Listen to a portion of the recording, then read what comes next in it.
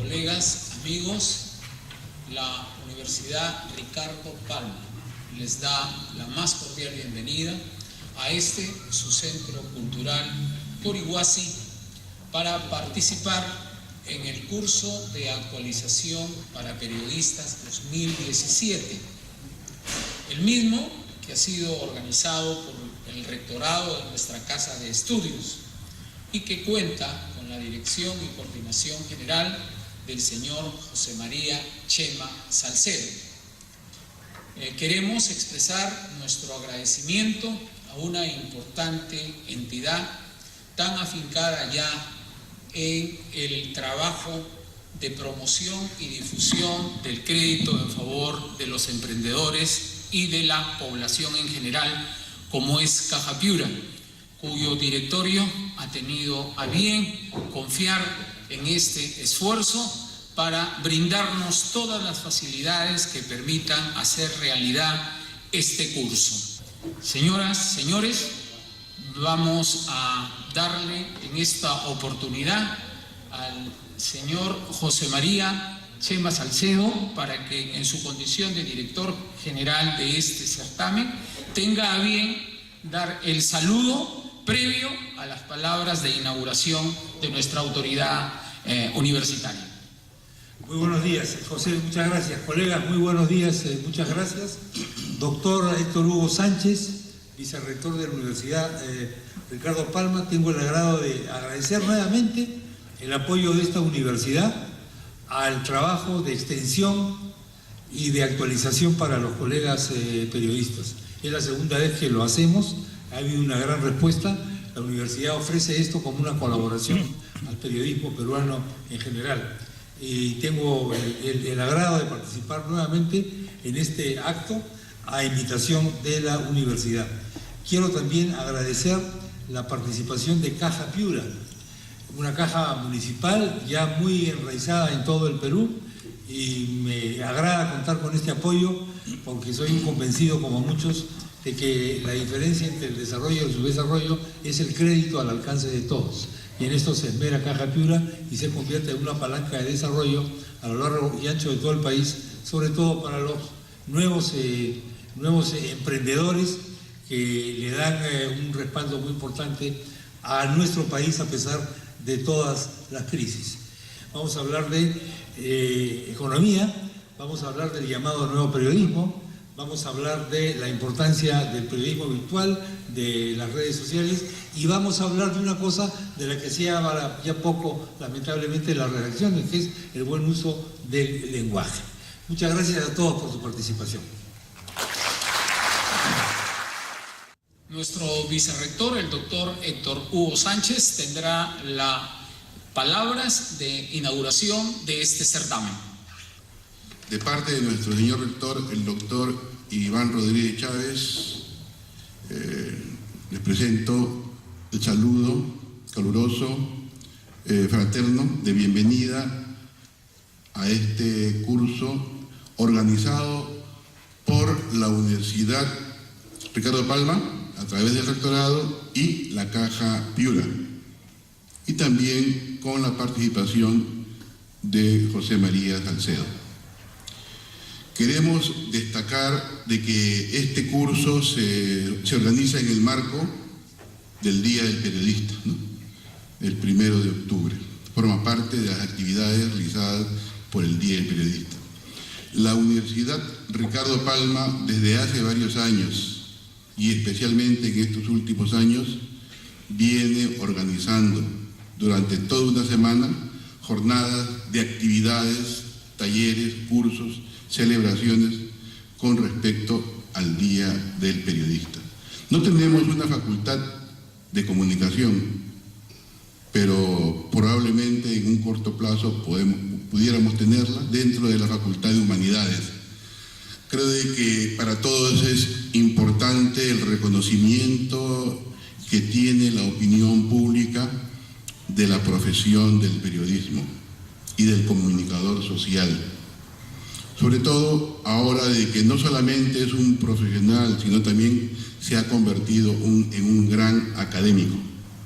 Y más aún si hablamos de un periodismo de investigación, que es lo que me correspondería a mí como vicerrector de investigaciones, el destacar la importancia y el sacrificio del periodista de investigación que hace uso de métodos, de técnicas, herramientas que tienen bases dentro del marco de la metodología de la investigación científica, y por eso es que logra resultados, se supone que son objetivos, válidos y confiables, que es lo que más se requiere, ¿no?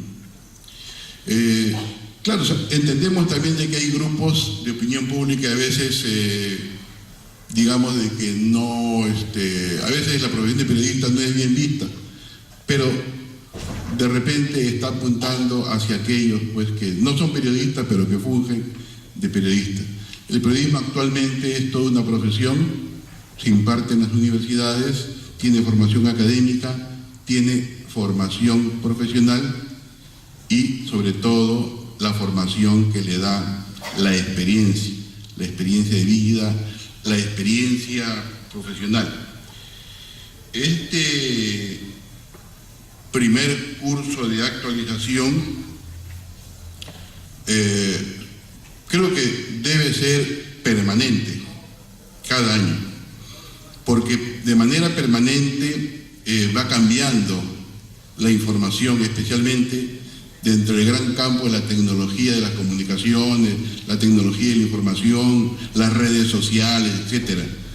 Me imagino que hay muchas herramientas, muchas técnicas por emplear y que de repente es necesario tenerlas vigentes, tenerlas actualizadas.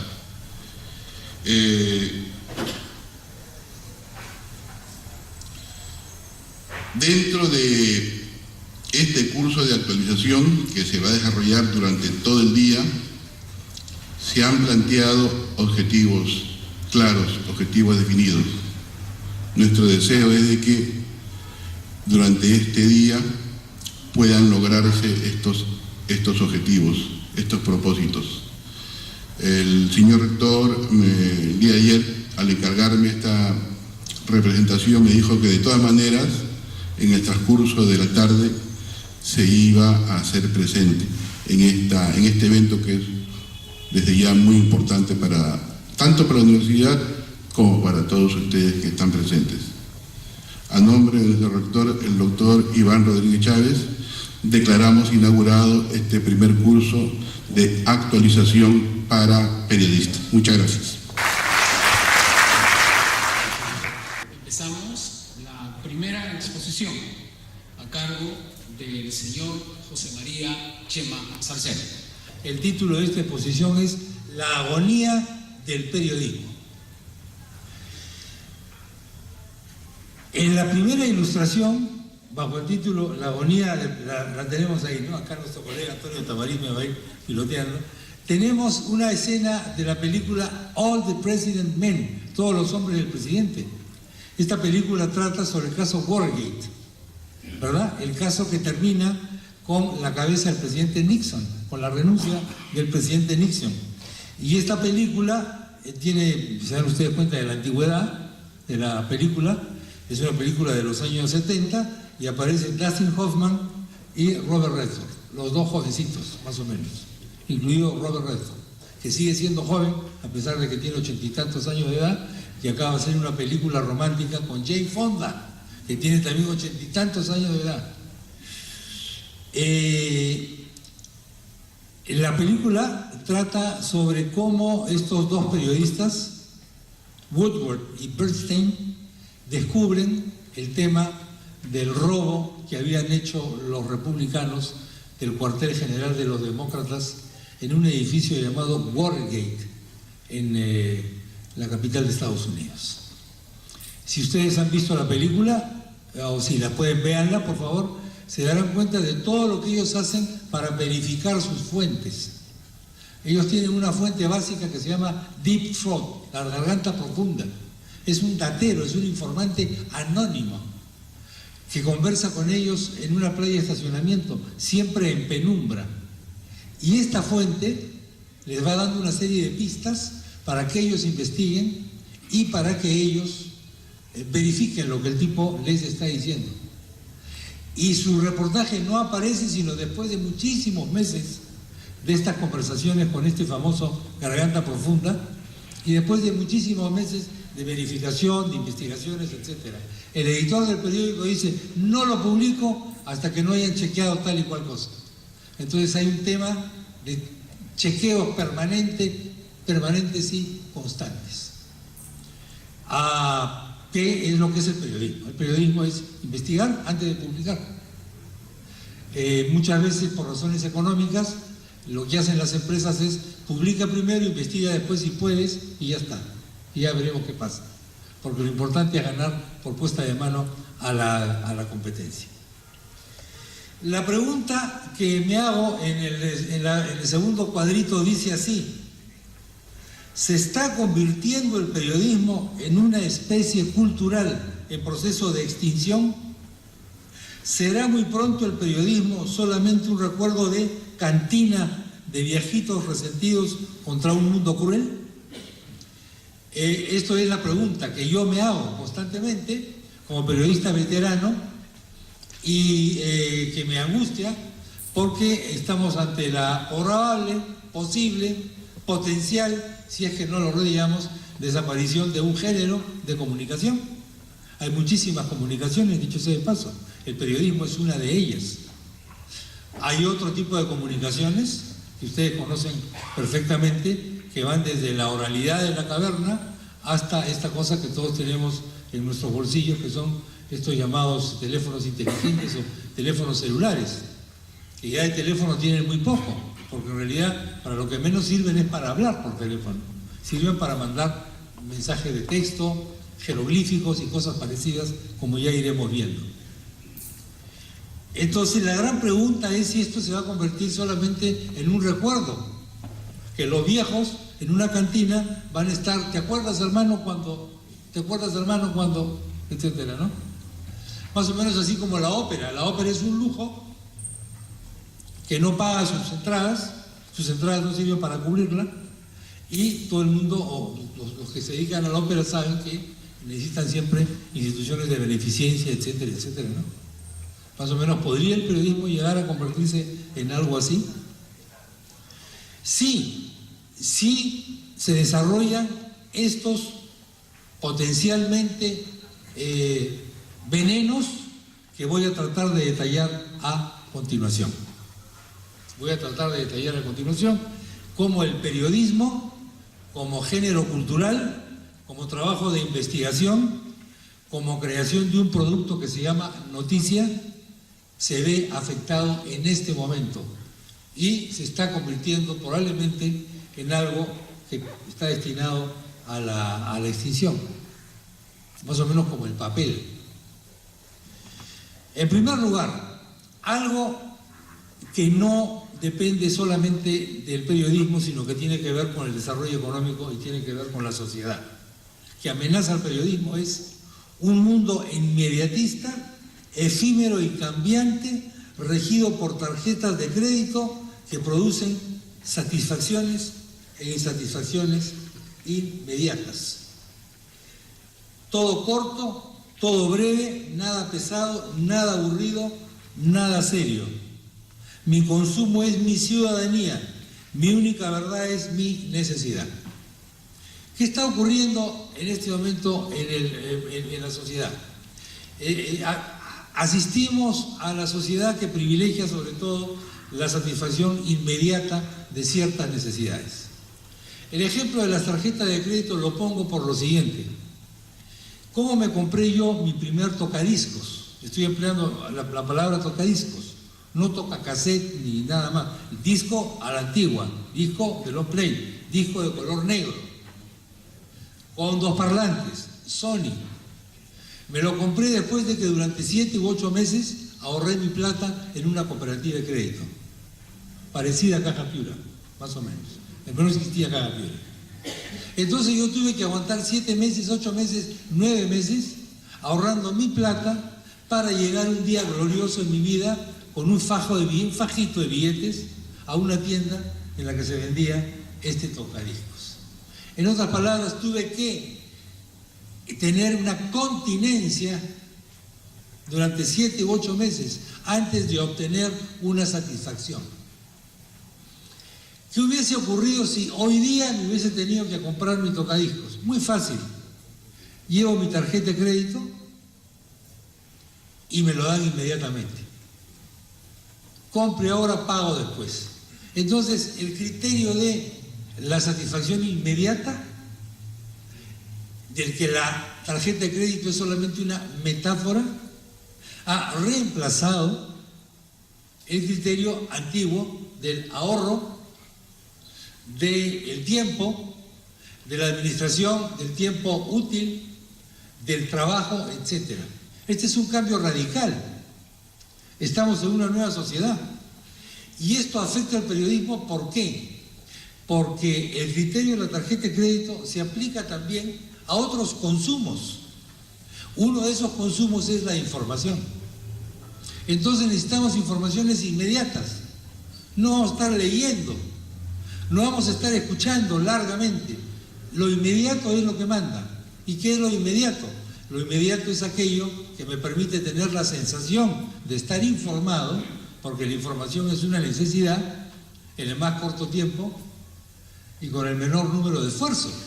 Vale decir, con un párrafo corto, con palabras sencillas, con cosas poco elaboradas, sin mayor trabajo intelectual, sin necesidad de conocer mucho léxico, mucho vocabulario, mucho lenguaje, y de ser posible con textos que entren en la pequeña pantalla de mi teléfono celular.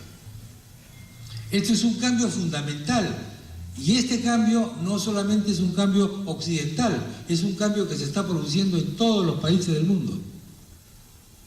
¿Por qué ocurre esto? Esto ocurre por la globalización, esto ocurre por el desarrollo de la economía.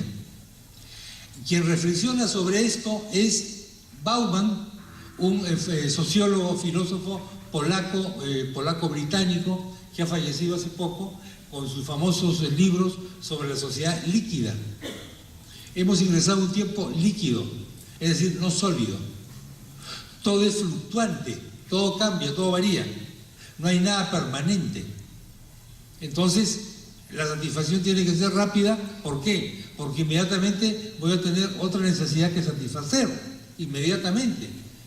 Cámbiame de tema. Ya no puedo desarrollar una actitud de atención. No, estoy completamente desatento, estoy completamente distraído. Pertenezco a un mundo completamente cambiante. Mis necesidades van variando rápidamente. Hablando sobre las redes sociales, Bauman establece un concepto y dice lo siguiente: ya no tenemos relaciones, solamente tenemos conexiones. Efectivamente, esa conexión se produce de manera inmediata, pero esa conexión no significa compromiso de ningún tipo.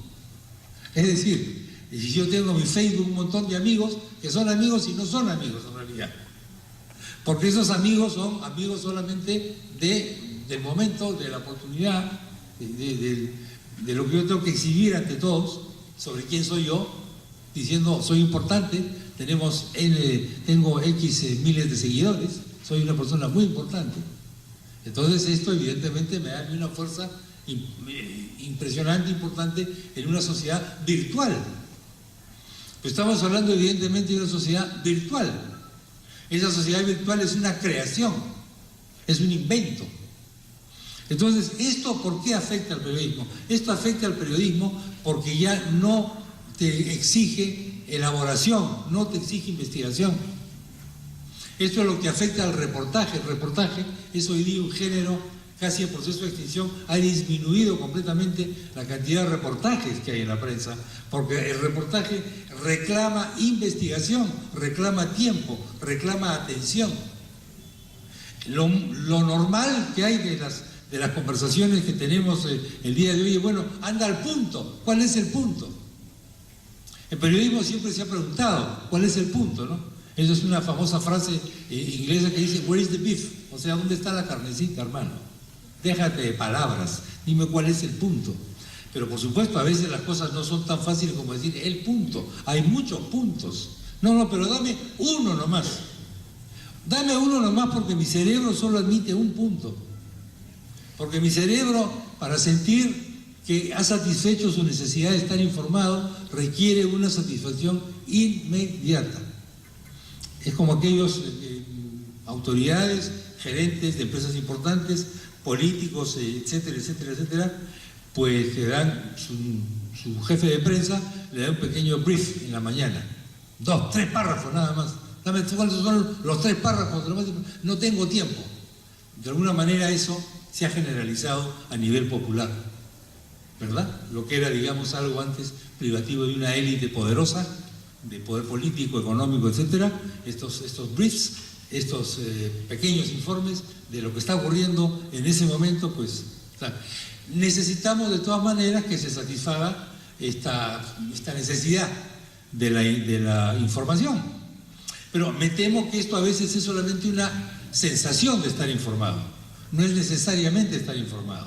La gente se contenta con esa sensación. Hace muchos años estaba en México y vi una cosa que me impresionó. En las épocas de un cierto control de los medios de comunicación que tenía el partido mayoritario en México, que era el PRI, pues se había producido la huelga de maestros. Y estaba yo en un edificio de la famosa Avenida Reforma y estaban los maestros bloqueando la calle. Entonces los carros se tenían que desviar, la policía desviaba los carros, etcétera, etcétera, etcétera. Y entonces yo en la azotea del edificio veía esto y entonces le pregunté a un tipo que estaba ahí, que era una persona vinculada al gobierno, ¿cómo es posible que estén ahí? Pues nada, el Estado garantiza, la Constitución garantiza el derecho de reunión, el derecho de reunión. Pero a la media hora vi que por las esquinas llegaban motociclistas, en unas motos terribles, unas verdaderas amenazas, y los motociclistas virtualmente pasaron por encima casi de los maestros. Y les digo, ¿y esto a qué se debe? Me dijo, la Constitución también garantiza el libre tránsito por el territorio de la República.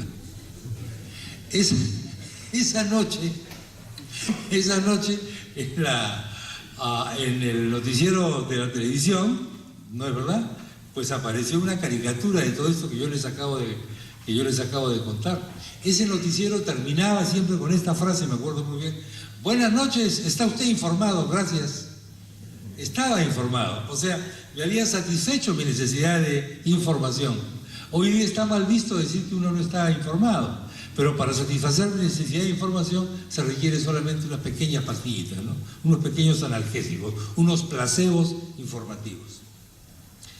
Esto tiene que ver con el siguiente punto. En el siguiente punto desarrollo la fascinación que todos tenemos por las nuevas tecnologías de las comunicaciones. Por eso dice, como baratijas para indígenas asombrados, las nuevas tecnologías de las comunicaciones producen la ilusión del llamado tiempo real, la simultaneidad entre el acontecimiento y su conocimiento. El abaratamiento de esas tecnologías produce la ilusión de que yo mismo, sin la ayuda de nadie, puedo armar mi propio medio informativo a la altura de mis necesidades e intereses. Es decir, del sueño de la casa propia pasamos al sueño del periódico propio o del sistema informativo propio, ¿no? Arma tu propio medio de comunicación de acuerdo a tus intereses y necesidades. Ahí me gusta el cricket. Bueno, pero es un poco complicado. Pero si tú te metes a la página del Diario de la India o de Pakistán, vas a encontrar mucha información sobre esto, ¿no? Una época se tenía esta idea utópica de que cada uno de nosotros iba a hacer su propio medio de comunicación, en realidad, tomando elementos de diferentes, de un abanico, ¿no? Una especie de buffet. Era un buffet informativo el que se nos ofrecía y el que se ofrece todavía. Entonces esto hace que ya cada uno de nosotros, pues en esta especie de micro clasificación del mercado, es decir, en todos estos micro grupos objetivos en que se ha convertido la comunicación, pues en todos ellos yo hago un periódico a medida de mis necesidades. En otras palabras, no necesito que otro me haga las cosas. En otras palabras, no necesito un incómodo periodista que me va a estar haciendo algo elaborado que se llama la noticia.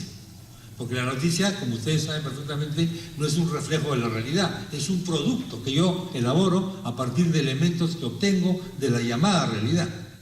O sea, la noticia es un bien cultural, no es una manzana en el paraíso que yo recojo en esta especie de regreso a la naturaleza, no, la noticia es una creación que yo hago.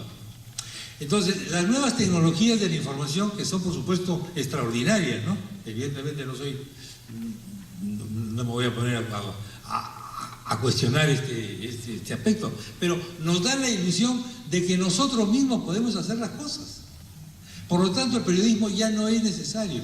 En otras palabras, esa función social va a dejar de existir, como han dejado en la historia como han dejado de existir en la historia una serie de actividades, profesiones y todo lo demás, o se han convertido en otra cosa. Antiguamente los barberos eran los dentistas. Esto ha sido durante centenarios, durante siglos en todo el planeta.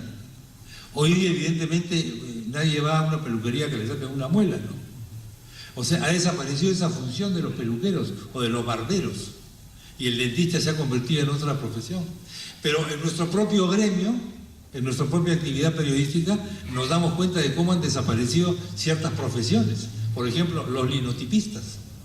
Muchos que están acá dirán, ¿de qué está hablando este? Estoy hablando del linotipo.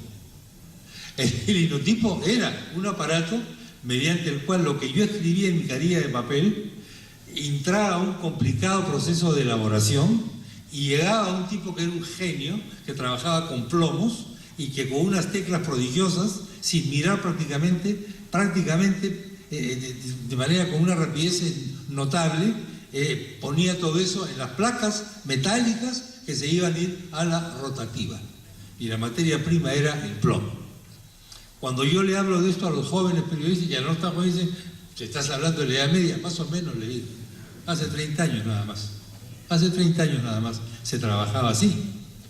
Dirán que cómo era posible que trabajasen de esa forma. Bueno, trabajábamos así, hermano.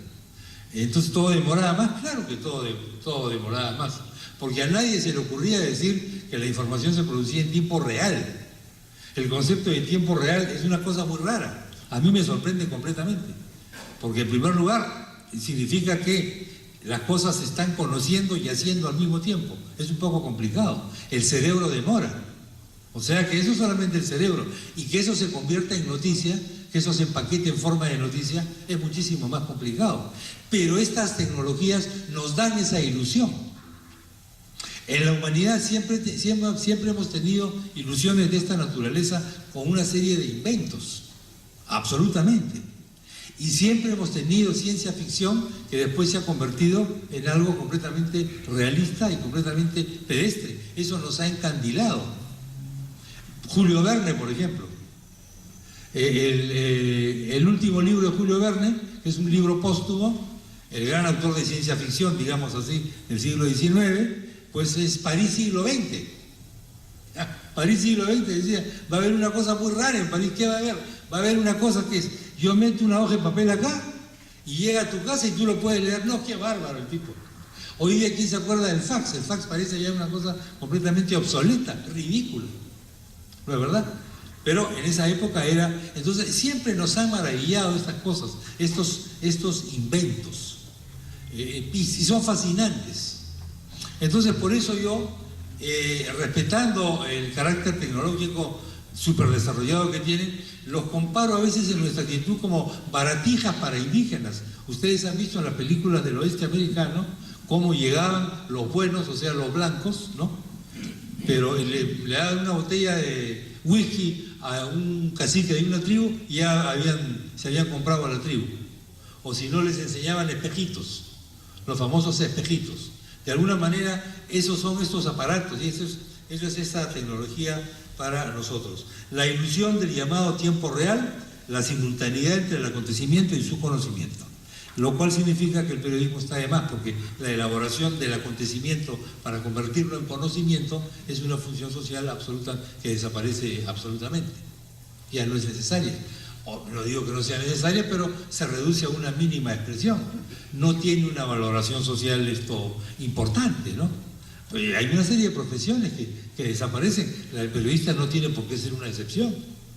Por ejemplo, ¿cuántos zapateros hay en este momento? Zapateros de verdad digo, ¿no? Cuando uno se le sale la suela del zapato o el clavo del zapato y en la esquina hay un zapatero que pim, por 3 soles o 4 soles te repara el zapato.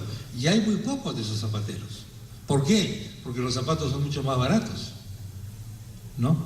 Usted tiene zapatos muy baratos, por supuesto son de usar y botar, pero no importa, porque lo que queremos es la satisfacción inmediata. Además, el tema de la moda es justamente lo que va a ser cambiante y efímero, ese tipo de zapatos que yo uso en ese momento.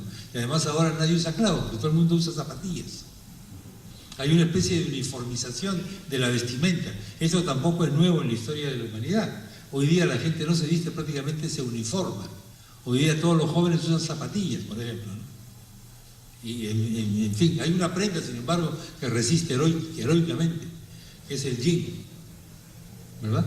El jean es un gran invento americano, como el periodismo también. Pero esta idea de la simultaneidad consiste en que desaparece el intermediario. Ustedes se dan cuenta en economía cómo a veces el intermediario es execrado, ¿no? Porque dice, el pobre papero, el pobre campesino papero, le vende al intermediario la papa a un valor X y eso se multiplica por 10 después en el mercado de Santa Anita, en Lima. Eso es un abuso. No es un abuso, simplemente son trabajos de intermediación. Trabajos de intermediación.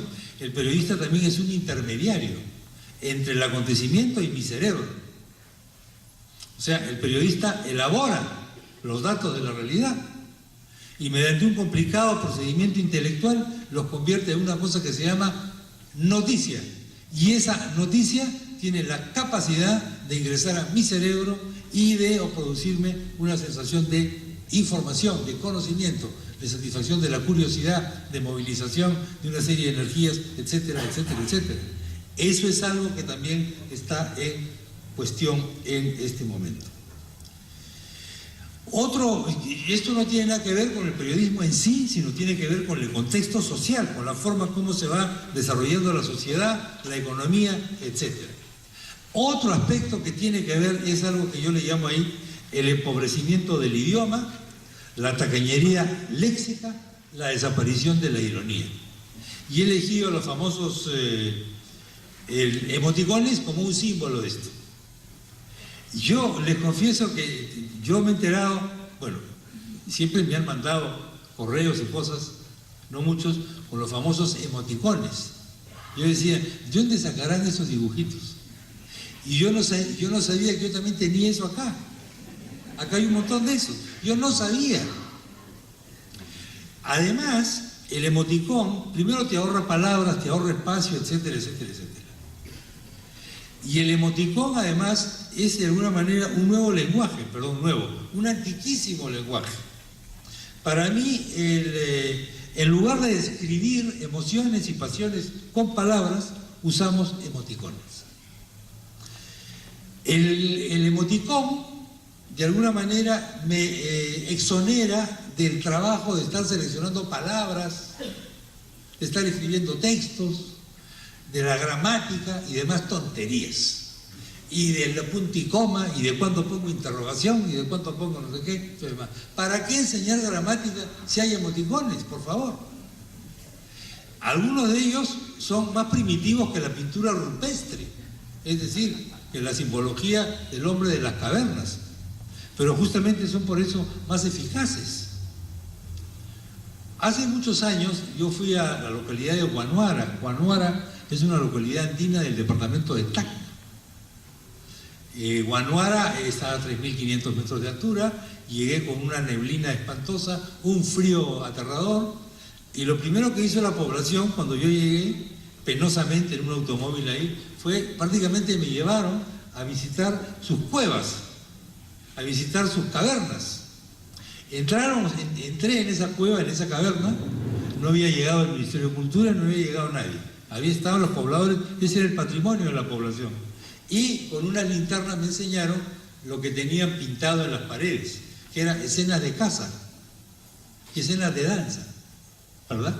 Con dibujitos de color ocre, unos monigotes que te producían un efecto maravilloso. O sea, estaba realizando en ese momento un viaje en el tiempo extraordinario. porque además ingresabas a la caverna, con todo lo que eso significa simbólicamente, más o menos como la caverna de Platón. Era un lugar oscuro, era un lugar húmedo, solamente entrar ahí significaba dar un salto hacia atrás de miles de años, una cosa prodigiosa. Y ahí me di cuenta de la importancia que tenía esa grafía para esa cultura, para esa civilización. El idioma no estaba desarrollado. En otras palabras, la lengua, la garganta, etcétera, del hombre de esa cultura, o probablemente del prehombre o del cuasi hombre o del homínido o de todo lo que ustedes llamar, de alguna manera todavía no estaba tan desarrollado fisiológicamente, y entonces necesitaba expresarse de esa manera. Esa pintura ritual, además, esa pintura rupestre tenía además un carácter ritual. Era una suerte de ofrenda a los dioses. Era una forma de querer no morir rápido, sino querer permanecer en el tiempo, a pesar de que si salían de la caverna de repente había un tigre de dientes de sable que lo iba a devorar. Era un esfuerzo de trascender, ¿no es verdad? Era un esfuerzo de elevarse a ese mundo cotidiano, probablemente penoso, que tendría aquel ciudadano, y estaba en la pared. Bueno, el emoticón de alguna manera es esto, pero de una manera mucho más barata, por llamarlo de alguna manera. Es una forma muchísimo más simple. Entonces, ¿para qué describir emociones y pasiones si tenemos emoticones? Entonces, en lugar de estar leyendo un texto largo, te meto una carita, hay un montón de emoticones. Yo me he dado cuenta el otro día, no sabía, confieso sinceramente esto. Aparte de estas caritas redondas que hay, las amarillitas, hay banderitas, carritos, copitas de licor, botellitas de whisky, pancitos. Es decir, una gama que yo dije, wow, y yo por qué no sabía que existía todo este mundo maravilloso. Ahora, acá también hay un tema cultural que es complicado. El otro día me mandan uno de estos WhatsApps cargado de una serie de emoticones, pero que eran corazoncitos, ¿ya? Rojitos y labios pintados. Besitos con labios pintados, una pintura, un rush tremendo. Entonces yo inmediatamente dije, esta chica quiere algo. Y no quería nada. Es decir, para mí culturalmente, que una chica me mande un corazón significa algo. Porque en mi época, si alguien me mandaba un corazón y no era anticucho, sino era un corazón simbólico, pues significaba muchas cosas. Con flechita peor todavía. Con flechita y era una cosa descarada. Hoy día no significa absolutamente nada, porque es el emoticón. No es una verdadera emoción. No es una verdadera emoción y es algo que simplemente... El otro punto importante es el famoso like, o sea, el dedito así, el like. Hoy día aparece en la prensa un comentario, justamente hoy día aparece en la prensa, un comentario del inventor del famoso like. Y el inventor del famoso like, que es un jovencito, que yo sé de paso, pues está arrepentido del invento. ¿Por qué? Porque dice, el like se ha convertido en una adicción. Si no me meten un like, yo no soy nadie. Si no me meten un like, si yo no merezco un like, soy un paria. Soy un degenerado. Soy un muerto de hambre. Necesitamos el like. En otras palabras, necesitamos que nos den palmaditas en la espalda permanentemente, constantemente.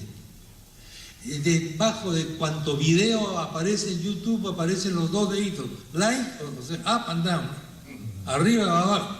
Si te sale el de abajo esa noche, te suicidas, virtualmente. Entonces, esto reemplaza a la otra tipo de comunicación. El otro tipo de comunicación es una comunicación un poquito más letrada, un poquito más elaborada. Entonces, si es suficiente este tipo de emoticones, de likes y de cosas así, ya entonces la otra función de elaboración del lenguaje pues pasa a segundo plano. Y esto es lo que me temo ocurre con muchos jóvenes, que son virtualmente iletrados. Su léxico es muy pequeño, porque no necesitan más léxico. ¿Qué léxico vas a necesitar si en tu principal medio de comunicación, que es tu teléfono celular, hay un montón de bolitas con caras? Hay la bolita amarilla sonriente, amarga, triste, la que llora, la que no llora, la que aparece con un corazoncito, etc. Eso solamente en cuanto a las bolitas amarillas. Y en el resto, además, hay una parafernalia espectacular de todo tipo de situaciones, ¿no? Por ejemplo, antes se decía porfa para decir por favor. Ya era, ahora se ponen así, esas manitas y ya no hay nada que hacer. Las dos manos, perfecto. Ya sabes, ya por favor te lo ruego, ¿no? Y hay diferentes tipos de manos. Entonces, eso también va reemplazando este tipo de... ¿Por qué? Porque la psicología humana evidentemente es muy compleja y una novela evidentemente antigua, de muchas páginas, te lo demuestra, porque el ser humano es complicadísimo, hay pasiones, hay sentimientos, hay sensaciones, hay malestares, etcétera, etcétera, etcétera. No te compliques la vida, hermano. Ponle un like, ponle un emoticón y ponle no sé qué. Y 3 corazones. Ahora, si te parece un poco rochoso lo de los corazones, ponle corazones porque no sean rojos, porque hay otro color. Lo cual también para muchos jóvenes puede ser sorprendente. Para mí, el color rojo, en mi época, significaba pasión, ¿no? Terrible, tormenta. 2, sangre. 3, comunismo. 4, una serie de connotaciones tenía el color rojo. Igual que así que todos los demás colores. Hoy día podría tener solamente una connotación mucho más reducida, como todos los corazones. ¿Por qué me ha mandado un corazón rojo? Digo yo, ¿no? Y ella que me ha mandado esto inocentemente responde, porque todos los corazones son rojos, pues tío, no es que tienen sangre. Se acabó. Se acabó la discusión, no hay nada que... Es decir, el concepto de misterio, las relaciones humanas y en general, y la lectura de un texto, etcétera, o la audición de un mensaje más o menos elaborado, contiene una serie de misterios. Estos misterios tienden a desaparecer con este tipo de simbología, ¿no?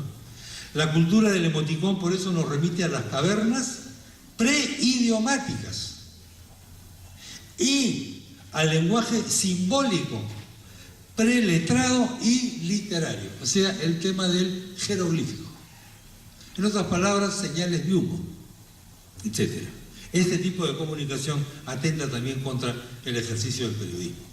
Otro aspecto que atenta contra el ejercicio del periodismo, tal como lo hemos entendido, algunos por lo menos, es el famoso, yo le llamo así, el cuento del periodismo ciudadano.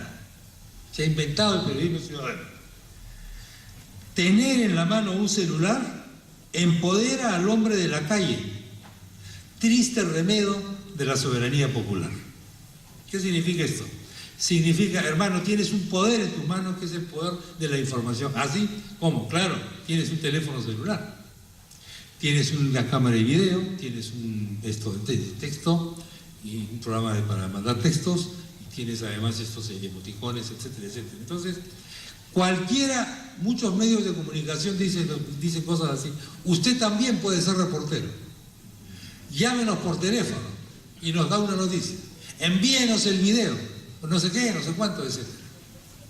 El otro día se había producido, me parece que un incendio o un sismo, y estaba yo entrevistando en la radio a un señor de los bomberos o de la policía, creo que era de la policía. Y entonces él decía, lo primero que hay que decirle a la gente es que no arriesgue su vida. Perdón, disculpa que lo corrija, le dije, es que arriesgue su vida para que nos manden videos. Claro, ¿cómo no? Y además nos sale gratis a nosotros. Nos sale gratis. Entonces, le hacemos creer a la gente que existe un periodismo ciudadano, que para ser periodista no se requiere nada, se requiere simplemente apretar un botón, mandar un video, mandar una foto, etc. Entonces, los medios felices tienen reporteros de costo cero, que son los ciudadanos. Twitter se ha convertido en una fuente periodística y en una banal caricatura de la opinión pública. Me asombra, quizás a ustedes que son menores que yo, no tanto, cómo Twitter se convierte en fuente en el periodismo.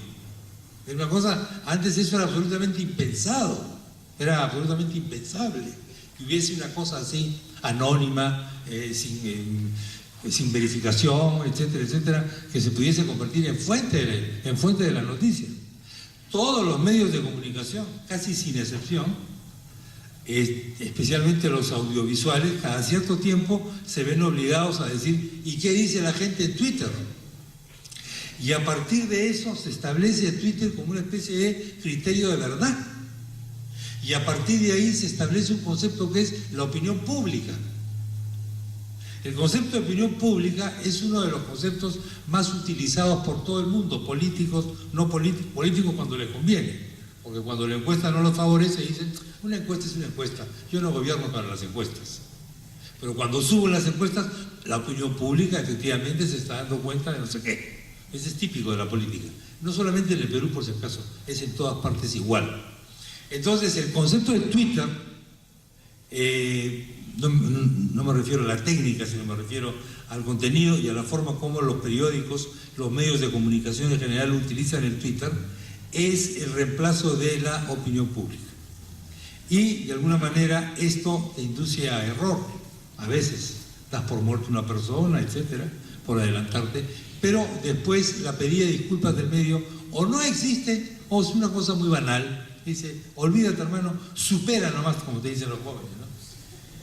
Entonces, pero pensamos que esto de alguna manera es un poder que yo tengo. El teléfono celular me convierto en ciudadano en la medida en que puedo emitir, le puedo emitir informaciones.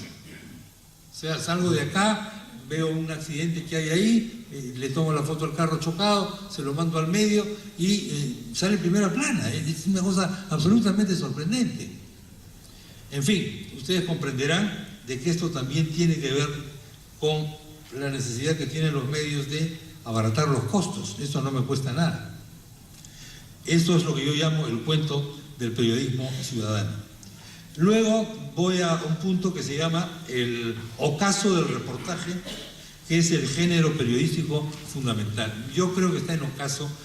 Vivimos una situación difícil para el reportaje. El reportaje es el gran género periodístico porque implica muchas cosas, ¿no?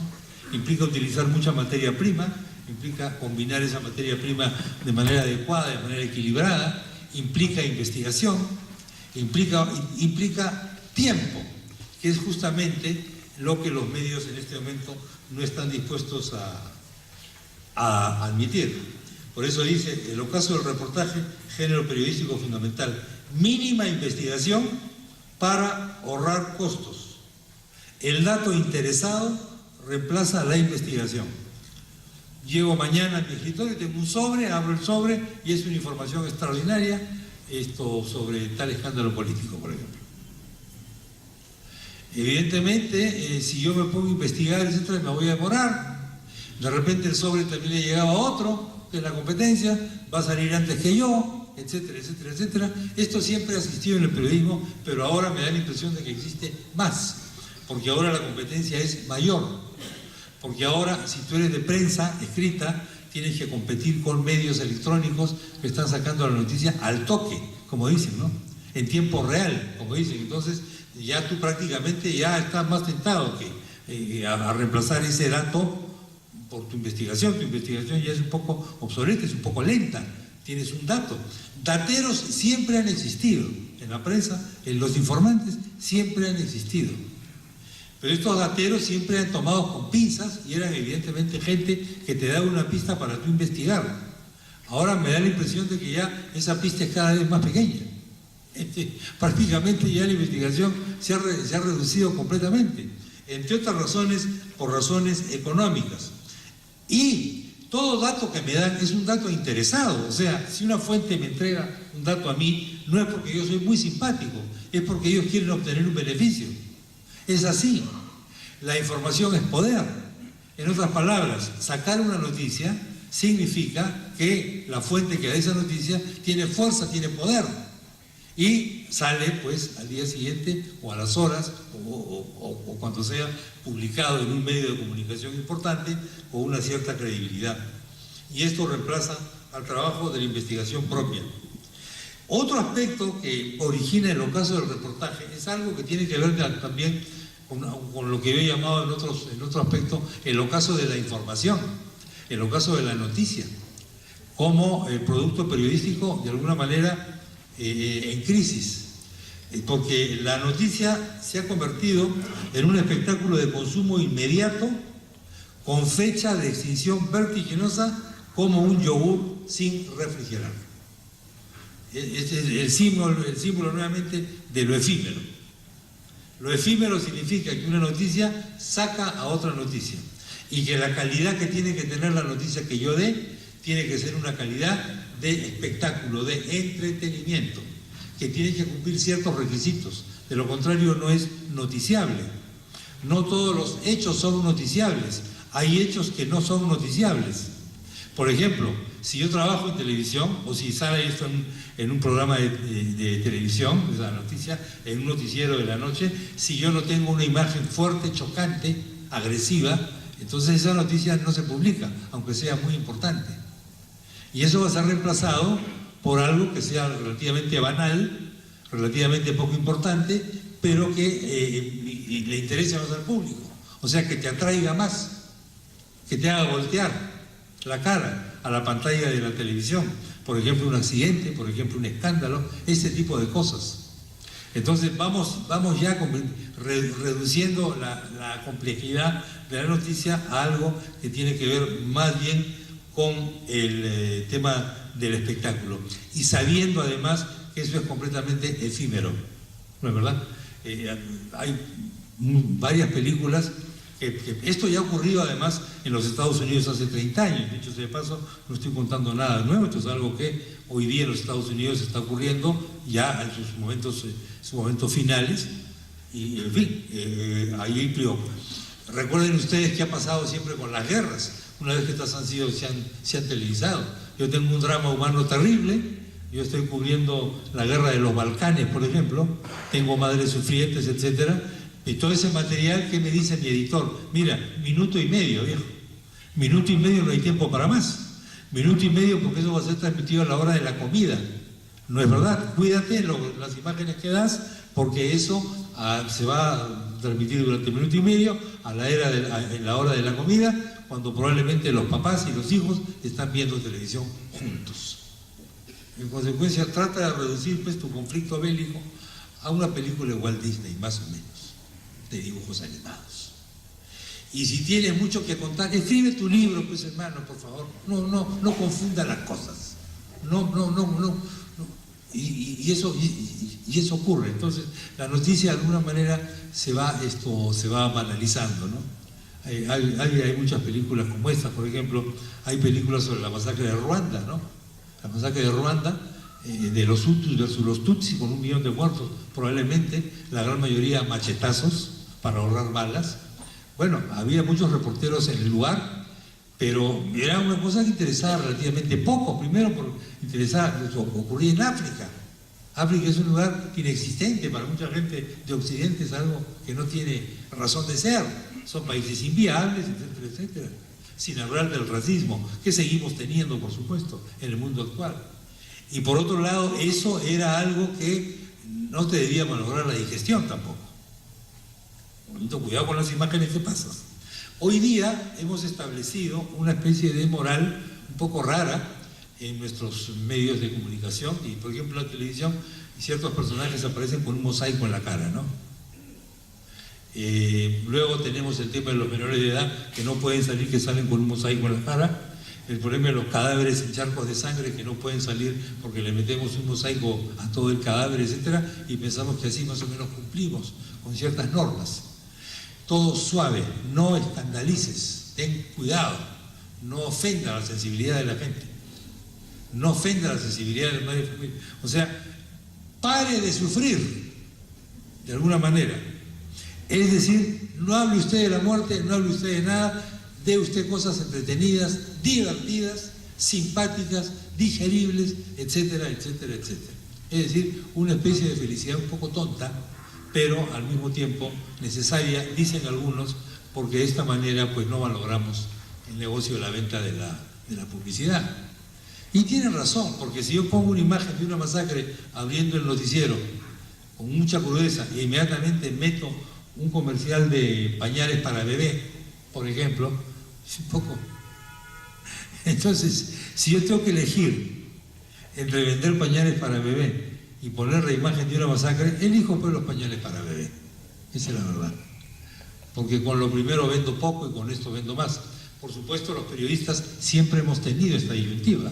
O sea, los periodistas en todos los medios en los que hemos trabajado siempre ha habido una tensión entre la parte comercial, digamos, y la parte creativa o profesional o periodística, etcétera, etcétera, etcétera. Generalmente se impone la primera parte.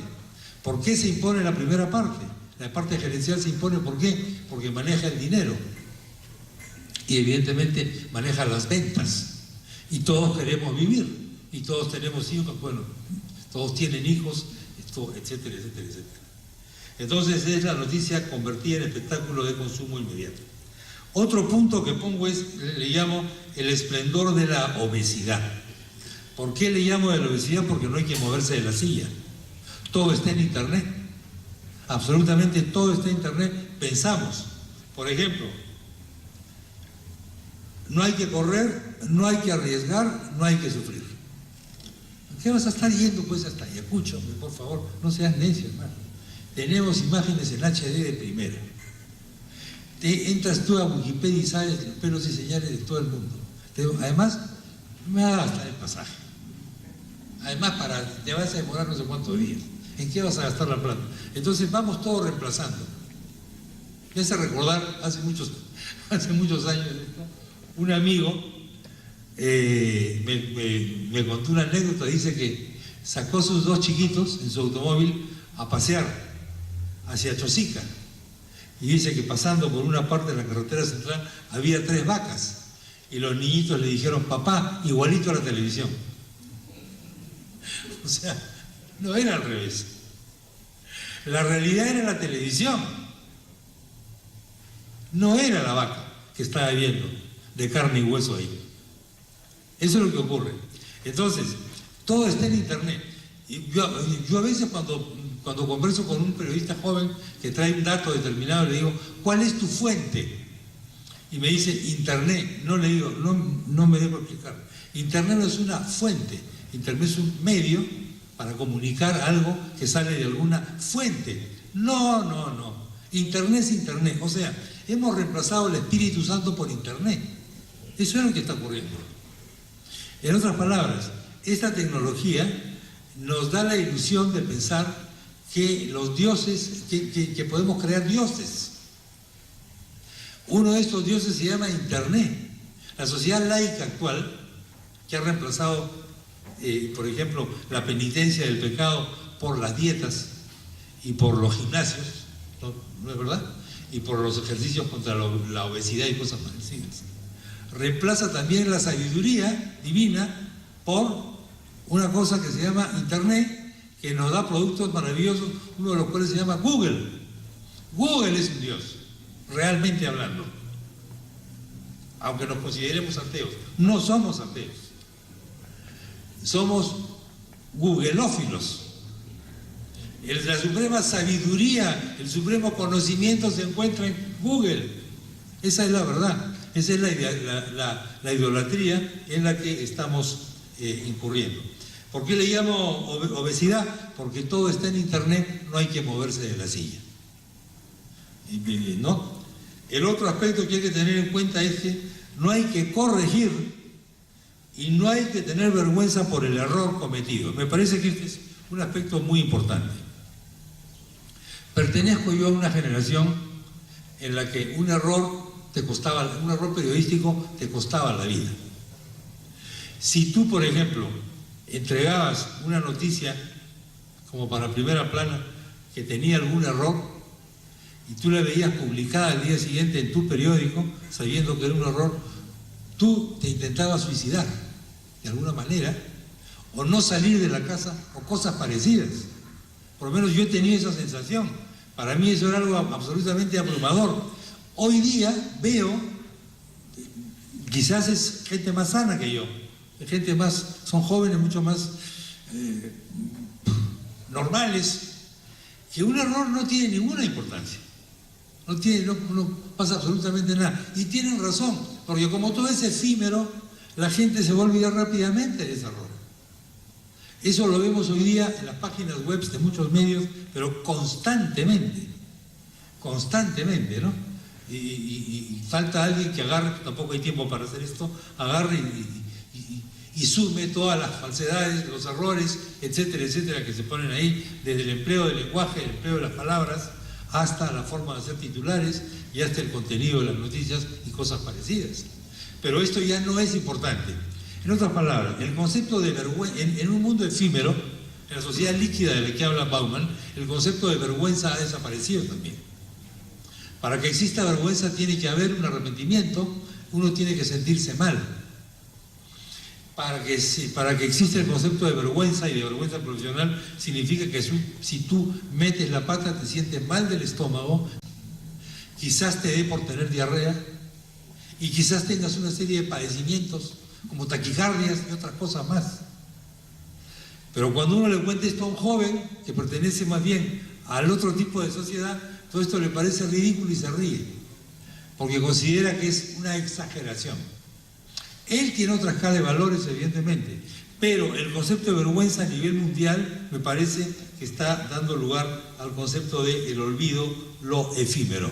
Por eso dice el esplendor de la universidad: no te angusties, todo pasa y nada queda.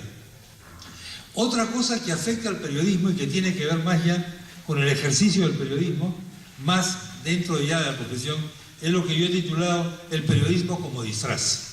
En otras palabras, hay una inflación de opinólogos y un déficit de investigadores. Hay un exceso de ideología y un defecto de hechos. Todo el mundo que es periodista y que está en un micrófono se cree con derecho a opinar. Y veo a jovencitos que dan lecciones de ética o de educación, por ejemplo. Lo cual me parece una cosa muy rara, porque justamente para opinar se supone que uno tiene que ganarse el derecho a opinar. Y esto es algo que se da por sentado en este momento. Vivimos en un mundo de derechos y no de deberes. Vivimos en un mundo en el que el periodista se cree, de alguna manera, o algunos periodistas, y que atentan contra la profesión, mesiánicamente destinados a darle lecciones al pueblo, a orientarlo, a limpiar sus cerebros, a decirle lo que está bien y lo que está mal, a convertirse en su conciencia, a criticarlo si no hace lo que el periodista cree que se debe hacer.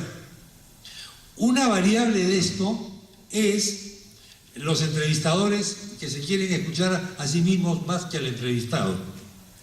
Este es un defecto normal porque cada vez que estamos frente a un micrófono hay una parte de nuestro cerebro que siente una satisfacción prácticamente erótica y no puede dejar de hablar ante el micrófono, porque yo tengo el micrófono. El otro defecto consiste en tratar de demostrar al entrevistado que es un idiota, porque mando yo soy el que va al corte. El otro defecto consiste en tratar de exhibirme como un genio ante el público.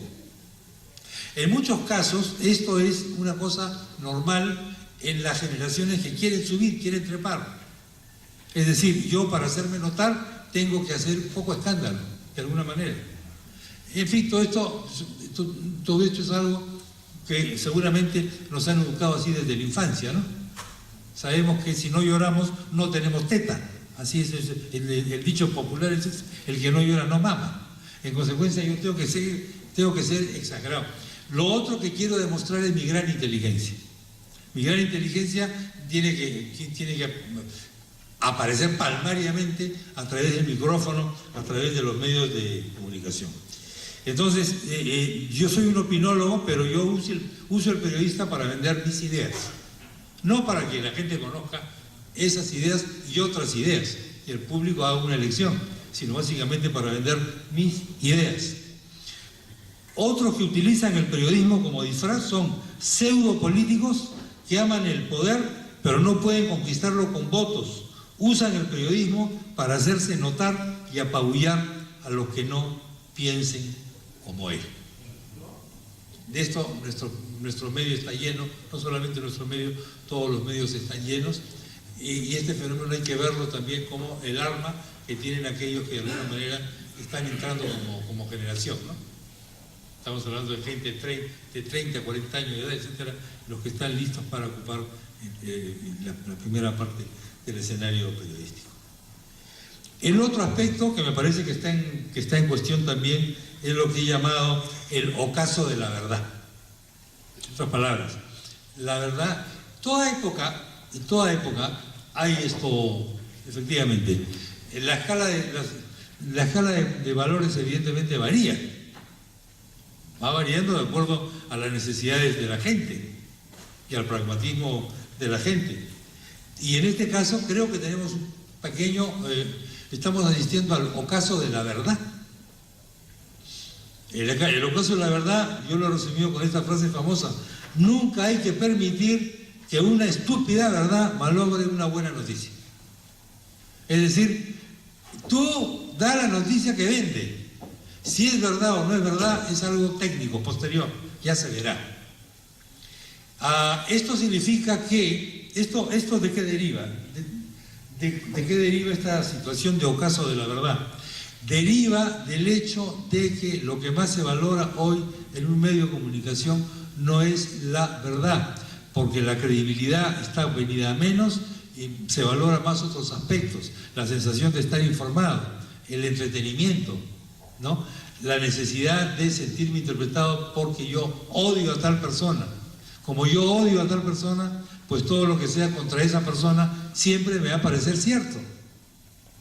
Es decir, si yo odio a un individuo, ejemplo, un político, lo odio, creo que por razones ideológicas, no, lo odias porque te sugiere una serie de situaciones que te retrotraen probablemente a tu etapa infantil. Si yo odio a ese político, todo lo que se diga contra él es cierto. No necesito verificarlo. Me satisface. Es así como está funcionando la prensa. Así funciona la prensa. La prensa funciona a partir de los odios que tiene la ciudadanía preestablecidos, los afectos preestablecidos, que son reforzados o verificados, entre comillas, a través de las informaciones. El otro aspecto de la verdad, por lo que yo llamo el ocaso de la verdad, es que lo que importa son las verdades útiles. ¿Qué cosa es una verdad útil? Las que sirven para aumentar mis audiencias o encarcelar a mi enemigo. Las otras son verdades que no son útiles, que son inútiles, que no me conviene ponerlas, porque me afectan a mí como interés. La verdad útil es aquella que me permite tener más radioescuchas, más audiencias, etcétera, porque eso mejora mi posición como medio y por lo tanto mejora mi negocio. O aquella que afecta a mi enemigo. Cuando afecta a mi enemigo, esa verdad es útil. Si no afecta a mi enemigo, es una verdad tonta. Y si perjudica a mi enemigo, esa verdad es falsa, esa verdad es mentirosa.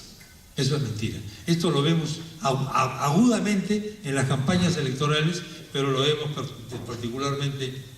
Y el otro aspecto que también pervierte la función del periodismo, y que es otro defecto del propio periodismo, que atenta contra el periodismo, es que se ha convertido al periodismo en una variable del Ministerio Público. El periodismo como fiscal, el periodismo como representante de la Fiscalía, del Ministerio Público, y el periodismo como representante de la opinión pública.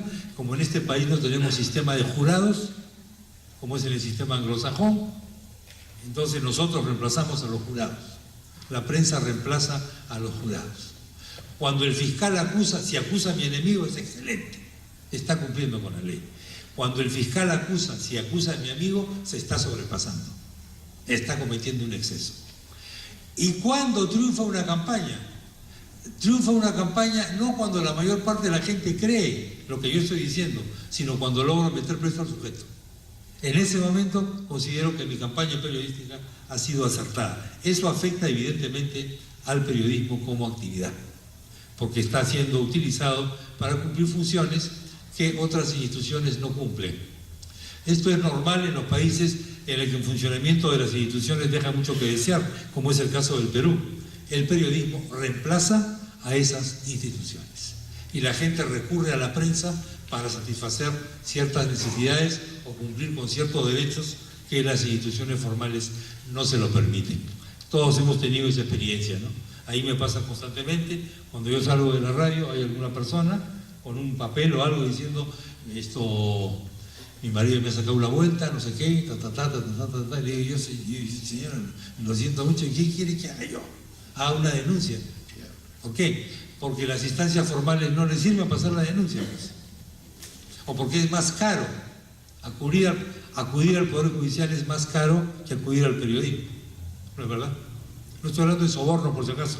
Estoy hablando simplemente de la gente que considera que el periodismo debe cumplir aquella labor que un abogado, que su abogado debería cumplir. Abogado que no tiene o abogado que es probablemente incompetente o quizás corrupto. De todas estas formas es que se está afectando el periodismo, y si se profundizan todas ellas, podríamos llegar al título con el que he comenzado esta comunicación, que es la agonía del periodismo. Pero al final debo cumplir también con decir algo. ¿Será quizá todo lo anterior el recurso de un viejo para defenderse de una legión de jóvenes hambrientos que lo va a mandar a su casa?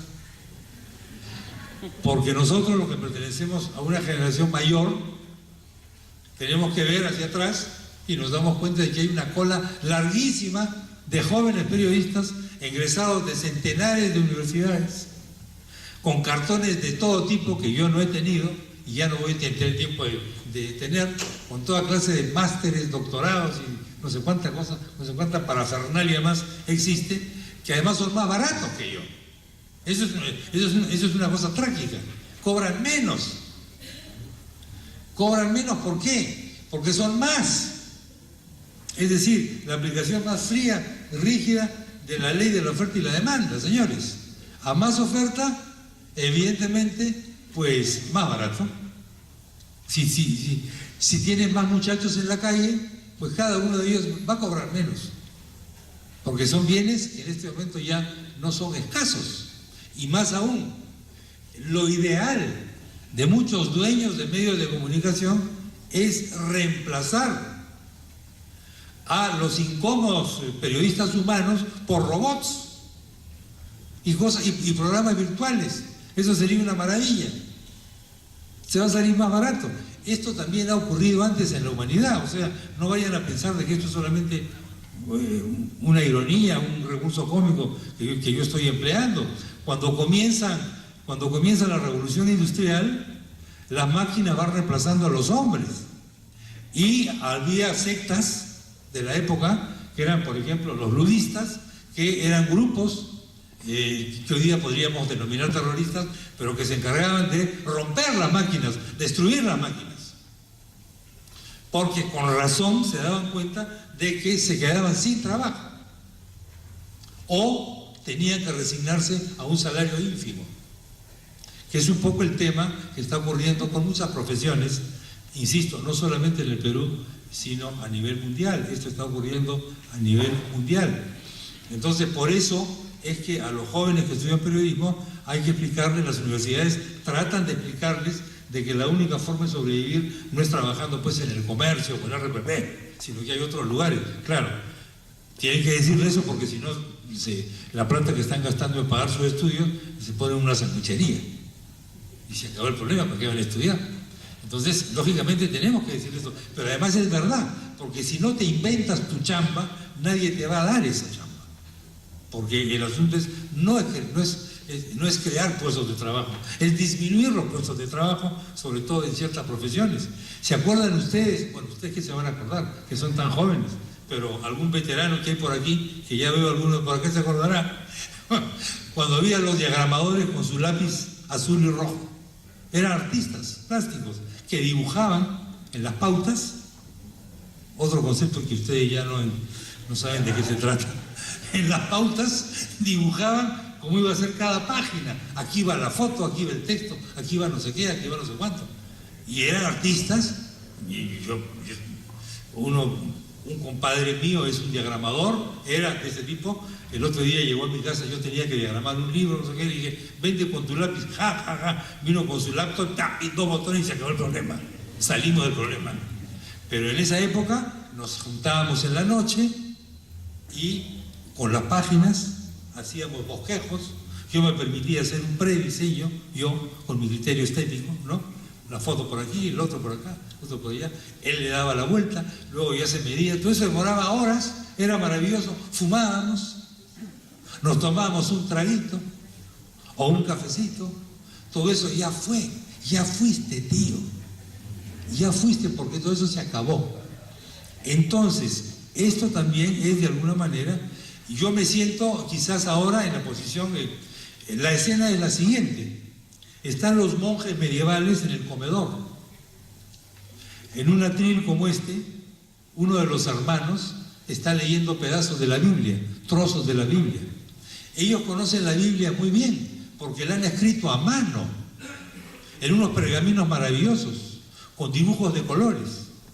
Y de pronto llega un novicio que lo han mandado a Centro Europa a inspeccionar cómo estaba el mundo pecaminoso, y dice: hermanos, es el desastre, es el fin del mundo. ¿Qué ha pasado, hermano? He estado en Alemania. La palabra Alemania no existía, he estado en el territorio de tal.